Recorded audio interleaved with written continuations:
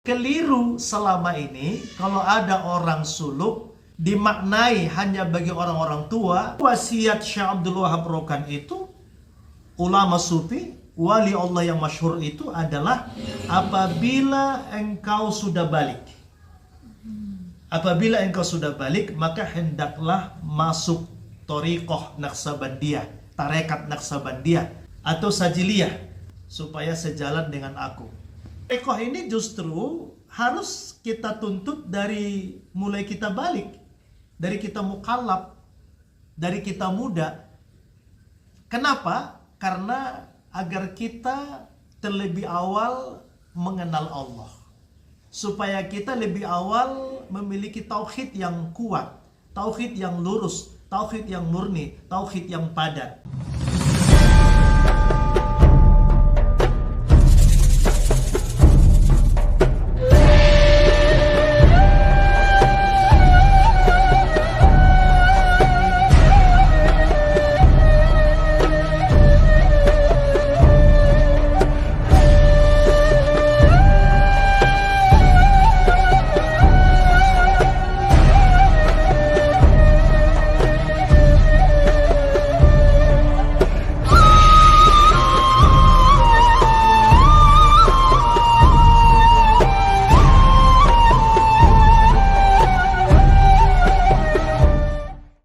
Assalamualaikum warahmatullahi wabarakatuh. Bismillahirrahmanirrahim. Alhamdulillahirabbil alamin. Wabihi nasta'in ala umuri dunya waddin. Allahumma sholli ala sayyidina Muhammad wa ala ali sayyidina Muhammad. Bapak Ibu sekalian, tuan dan puan, jamaah dan seluruh yang menyaksikan video ini. Semoga kita senantiasa dalam lindungan Allah dan senantiasa mendapatkan ridho darinya. Kemarin saya ada ide, saya sampaikan ke suami saya, yuk kita bikin video. Nah, video yang saya maksud itu adalah video singkat tentang Islam, tentang tasawuf, tentang tarekat, tentang suluk, dan tentang kajian-kajian kehidupan. Dan alhamdulillah suami saya, Tuan Guru Batak, berkenan untuk membuat videonya. Topik kita kali ini, kita mulai dari fenomena di mana kita saksikan suluk ini sepertinya senantiasa dilakukan oleh kaum-kaum yang tua. Seketika muncul pertanyaan di benak saya, kenapa suluk ini hanya digemari kaum tua, sangat sedikit kaum mudanya? Mari kita tanyakan langsung kepada Tuan Guru Batak. Assalamualaikum Tuan Guru. Waalaikumsalam. Langsung saja kepada pertanyaan saya. Yang kami lihat, kebanyakan yang ikut suluk-suluk itu yang tua-tua saja, yang senior-senior. Jarang sekali kita temui yang muda-muda. Apakah memang suluk itu dianjurkan khusus yang tua saja? Atau boleh untuk yang masih muda? Atau apakah suluk ini tidak penting bagi yang muda-muda? Bagaimana pandangan Tuan Guru? Baik. Assalamualaikum warahmatullahi wabarakatuh. Ini pertanyaan menarik. Dan umumnya memang di berbagai majelis suluk, rumah suluk, persulukan, selalu yang terlihat suluk itu banyak yang tua, baik yang kaum laki-laki atau juga kaum ibu-ibu. Meskipun ada juga yang muda-muda, atau mungkin di beberapa persulukan boleh jadi yang muda juga banyak. Tetapi secara umum memang banyak yang suluk itu sepertinya yang sudah tua-tua. Pertanyaannya, apakah sebenarnya suluk ini harus diutamakan kaum tua? Maka jawabannya adalah tidak. Sekarang kita tempatkan dulu ini. Apa sesungguhnya ilmu suluk ini? Atau ilmu thariqah ini apa? Setelah ini kita temukan, setelah ini kita dudukkan, baru nanti kita bicara signifikansinya atau pentingnya thariqah atau bersuluk. Suluk itu adalah pelatihan. Kalau bahasa pendidikan diklat atau training, sebagai kelanjutan dari pelaksanaan pengamalan ilmu thariqah. Jadi ada thariqah atau tarekat. Thariqah itu jalan, suluk itu menempuh. Jadi thariqah itu ilmunya atau teorinya, suluk itu pengamalannya. Jadi thariqah itu adalah jalan. Jalan untuk mendekatkan diri kepada Allah. Jalan untuk mengenal Allah. Jalan untuk ma'rifatullah. Jadi thariqah itu jalan untuk mendekatkan diri kepada Allah. Yang dibimbing oleh seorang mursyid, amalannya apa? Amalannya syariat agama. Amalannya seluruh yang diperintahkan oleh agama Islam. Karena thariqah itu bagian dari mengamalkan syariat Islam sesungguhnya. Tetapi amalan utamanya, fokusnya adalah zikrullah, tazkiyatun nafs, membersihkan diri, membersihkan jiwa. Jadi thariqah itu jalan untuk membersihkan jiwa, jalan untuk mengenal Allah, jalan untuk mengenal Allah dengan mengamalkan ilmu zikrullah. Dengan ilmu zikir ini maka hati akan bersih, tazkiyatun nafs. Kalau hati sudah bersih, maka akan mudah ma'rifah, mudah mengenal Allah. Suluk itu bagian dari kelanjutan atau proses mengamalkan thariqah tadi itu.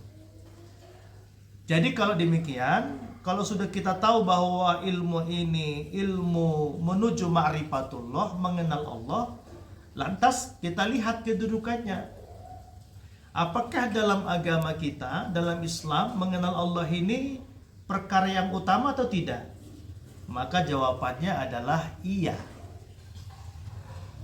Kalau tidak mengenal Allah, kemana dipersembahkan ibadah? Kalau kita lihat dakwah Nabi, kalau kita kembali kepada Nabi, Nabi itu berdakwah kurang lebih sekitar 22 tahun lebih atau hampir 23 tahun. Nabi itu lebih banyak berdakwah di Makkah, baru hijrah ke Madinah. Apa materi dakwah Nabi selama di Makkah? Kurang lebih 12 tahun atau 13 tahun Nabi itu di Makkah adalah dakwahnya adalah tauhid. Bagaimana mengenalkan Allah, bagaimana mentauhidkan Allah. Itulah yang dikenal dengan ilmu ma'rifatullah. Dalam tasawuf, itulah yang disebut dengan ilmu ma'rifatullah. Jadi pertama sekali Nabi itu di Makkah, dakwahnya bukan langsung sholat, bukan langsung zakat, bukan langsung puasa, atau bahkan haji dan umroh. Bahkan Nabi itu melaksanakan haji cuma sekali, umroh hanya beberapa kali. Tapi kita ini sekarang terbalik, rame-rame mau umroh, rame-rame mau haji berkali-kali. Bukan berarti salah, bukan salah, tetapi jangan sampai mengabaikan hal-hal penting di dalam agama. Apa tadi itu adalah ma'rifatullah, ilmu tauhid tadi itu. Selama di Makkah, Nabi itu justru fokusnya adalah tauhid, mengenalkan Allah, bagaimana mengesahkan Allah. Karena tanpa ini kemusyrikan akan susah dihilangkan. Itulah ma'rifatullah, itulah ilmu ma'rifatullah, ilmu mengenal Allah dalam tasawuf. Jadi oleh karenanya, kalau ini sudah kita pahami, maka dapatlah kita dudukkan ilmu mengenal Allah, ilmu ma'rifatullah ini adalah perkara yang utama, perkara yang pokok di dalam agama.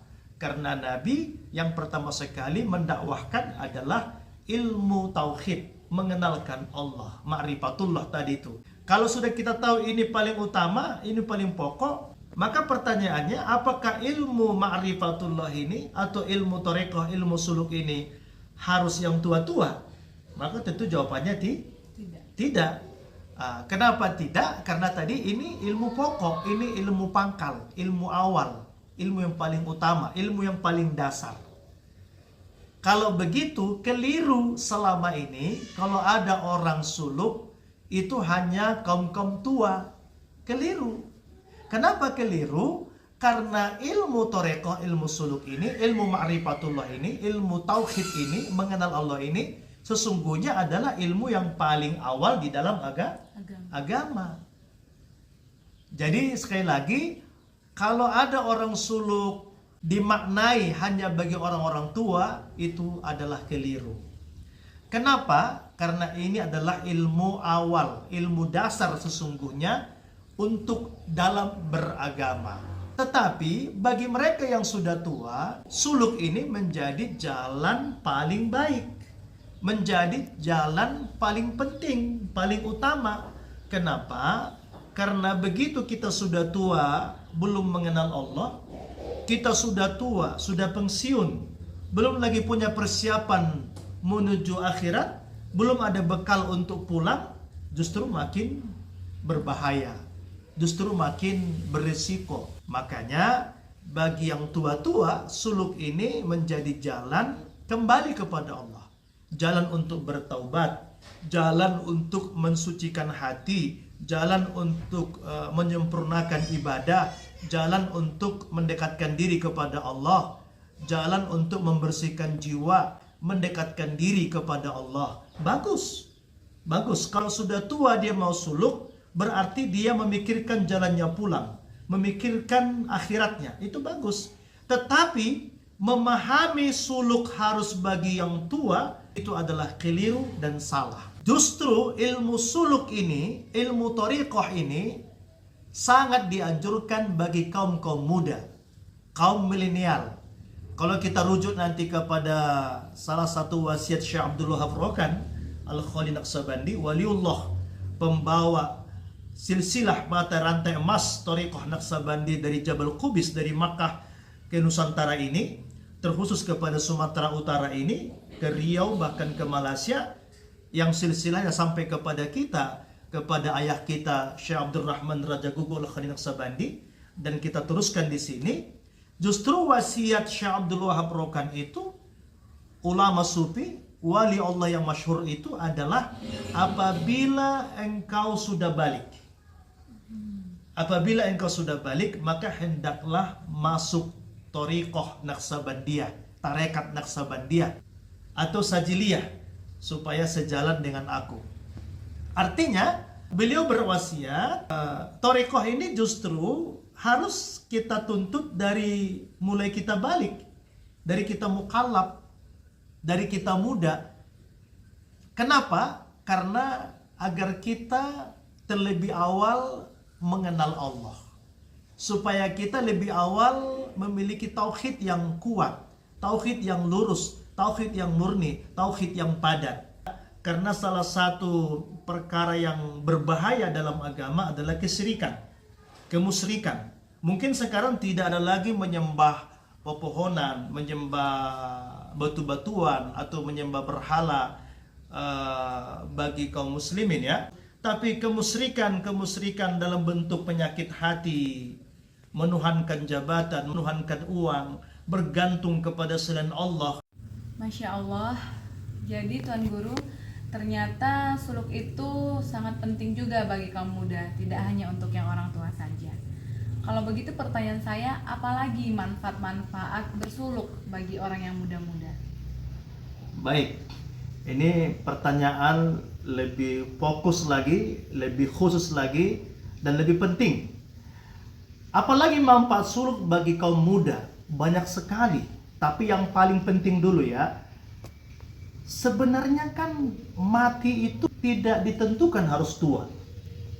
Mati itu kan, itu salah satu kepastian apabila seorang hamba sudah bertemu dengan ajalnya. Sehingga demikian, kalau mati itu adalah kepastian dan tua bukan syarat mati. Syarat mati itu adalah ketemu ajal, baik tua mau muda atau masih kecil atau masih baik. Tapi terutama bagi kita yang sudah mulai balik, persiapan kita untuk kematian ini, bagaimana kita kembali pulang kepada Allah kalau belum mengenal Allah. Yang kedua, Itu tadi yang pertama. Yang kedua, anak-anak muda, kaum milenial ini, generasi bangsa ke depan ini akan menjadi pemimpin, akan menjadi pengusaha, akan menjadi legislatif, akan menjadi profesional, akan menjadi eksekutif, atau menjadi pegawai, atau menjadi pengusaha, atau menjadi aparat, dan lain sebagainya.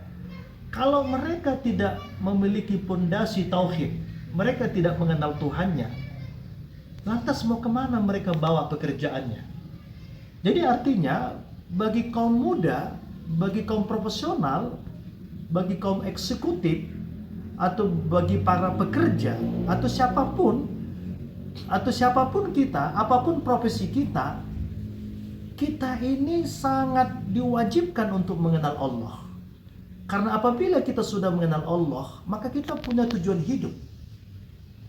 Jadi seorang anak muda, seorang eksekutif profesional, apabila kolbunya sudah mengenal Tuhannya, senantiasa berzikir kepada Tuhannya, maka hidupnya akan terarah. Dia akan punya tujuan-tujuan di dalam bekerja. Kemudian yang ketiga, pentingnya suluk bagi kaum muda. Kalau dia sudah mengenal Allah, maka dia akan memperoleh kebahagiaan hidup yang hakiki. Sekarang ini banyak kali kaum muda mencari ketenangan, kebahagiaan itu dengan cara yang dilaknat oleh Allah, dengan cara yang tidak diridhoi oleh Allah, yang bertentangan dengan agama. Seperti apa? Narkoba, diskotik, minum-minuman, pergaulan bebas. Itu akibat anak-anak muda yang ingin mencoba mencari ketenangan, mencari kesenangan dengan kebebasan-kebebasan, akhirnya kebablasan, dan membuat mereka bukan malah menemukan ketenangan, tetapi justru menemukan kepalsuan, kehancuran, kegersangan, bahkan putus asa. Jadi bagi kaum muda, kalau dia sudah bertarekat, dia sudah bersuluk, dia sudah mengenal Allah, maka pasti Allah yang menjamin dia akan menemukan ketentraman hati. Dia akan menemukan ketenangan batin. Kenapa? Allah berjanji, walladzina amanu tatma'innu qulubuhum bizikrillah. Ala bizikrillah tatma'innul qulub. Kata Allah, orang-orang beriman itu hatinya menjadi tentram karena mengingat Allah, karena berzikir kepada Allah. Ala bizikrillah tatma'innul qulub. Hanya dengan berzikir hati menjadi tentram. Jadi tidak ada ketentraman, tidak ada kebahagiaan yang hakiki kecuali dengan mengenal Allah, kecuali dengan mengingat Allah, berzikir kepada Allah, dekat kepada Allah. Bagaimana bisa berzikir, bisa dekat dengan baik kepada Allah kalau tidak mengenal Allah? Maka itulah ilmu suluk.